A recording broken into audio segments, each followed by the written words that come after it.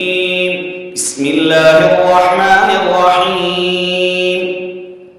يا أيها الذين آمنوا إذا تداينتم بدين إلى أجل مسمى فاكتبوه وليكتب بينكم كاتب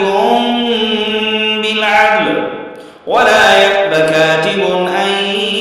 يكتب كما علمه الله فليكتب وليملل الذي عليه الحق وليتق الله ربه ولا يبخس منه شيئا فإن كان الذي عليه الحق سفيها أو ضعيفا أو لا يستطيع أن يمل هو فليملل وليه بالعدل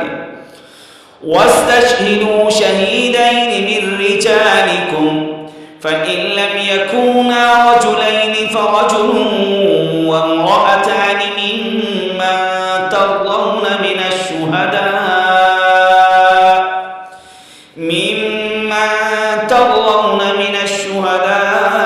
أن تضل إحداهما فتذكر إحداهما الأخرى ولا يأبى الشهداء إذا ما دعوا ولا تسأموا أن تكتبوه صغيرا أو كبيرا إلى أجله ذلكم أقسط عند الله وأقوم للشهادة وأدنى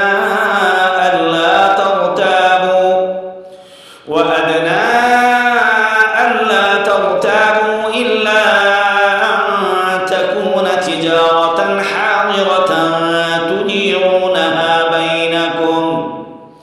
تديرونها بينكم فليس عليكم جناح ألا تكتبوها